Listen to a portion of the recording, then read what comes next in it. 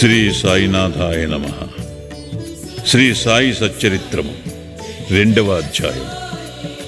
ఈ గ్రంథ రచనకు కారణము పూనుకొనుటకు అసమర్థత, బాబా అభయము, వాడాలో వివాదము, హెమాట్ పంతును బిరుదు ప్రదానము, గురువు యొక్క ఆవశ్యకత.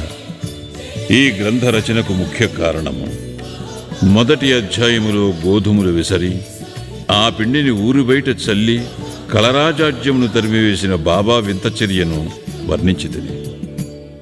ఇదే కాక శ్రీ సాయి యొక్క ఇతర మహిమలు విని సంతోషించితిని. ఆ సంతోషమే నన్నీ గ్రంథము రాయుటకు పురికొల్పినది. అదే కాక బాబాగారి వింత లీలలు, చర్యలు మనస్సునకు ఆనందము కలుగుచేయును. అవి భక్తులకు బోధనులుగా ఉపకరించును. తుదకు పాపములను పోగొట్టును కదా అని భావించి బాబా యొక్క పవిత్ర జీవితమును, వారి బోధనలను వ్రాయ మొదలెడితిని. యోగీశ్వరుని జీవిత చరిత్ర తర్కమును న్యాయమును కాదు, అది మనకు సత్యమును ఆధ్యాత్మికమునైన మార్గమును చూపును. గ్రంథరచనకు పూనుకొనుటకు అసమర్థత, బాబా అభయము. శ్రీ సాయి సచ్చరిత్ర గ్రంథ రచనకు తగిన సమర్థత గలవాడను కానని హెమాట్ పంతు భయపడెను. అతడు ఇట్లనుకొనెను: నా యొక్క సన్నిహిత స్నేహితుని జీవిత చరిత్రయే నాకు తెలియదు, నా మనస్సే నాకు గోచరము కాకున్నది.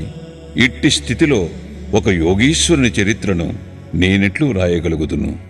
అవతార పురుషుల లక్షణములు ఎట్లు వర్ణించగలను? వేదములే వారిని పొగడలేకుండెను. తాను యోగి అయినా గాని యోగి యొక్క జీవితమును గ్రహింపజాలడు. అట్టిచో వారి మహిమలను నేనెట్లు కీర్తించగలను? సప్త సముద్రముల లోతును కొలువవచ్చును, ఆకాశమును గుడ్డలో వేసి మూయవచ్చును, కానీ యోగేశ్వరుని చరిత్ర వ్రాయుట బహు కష్టము. ఇది గొప్ప సాహసకృత్యమని కూడా నాకు తెలియను.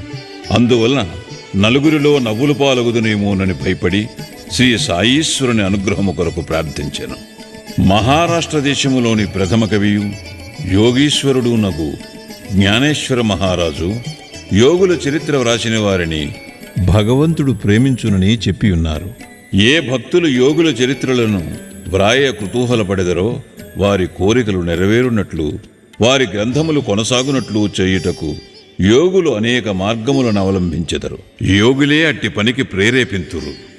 దానిని నెరవేర్చుటకు భక్తుని కారణమాత్రునిగా నుంచి వారి వారి కార్యములను వారే కొనసాగించుకొనెదరు.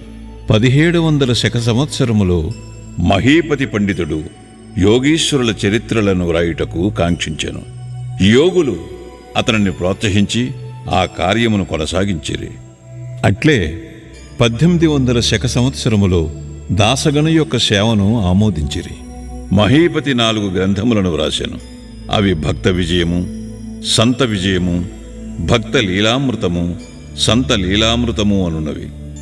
దాసగను వ్రాసినవి భక్త లీలామృతమును, సంత కథామృతమును మాత్రమే. ఆధునిక యోగుల చరిత్రలు వీని యందు గలవు. భక్త లీలామృతములోని 31, 32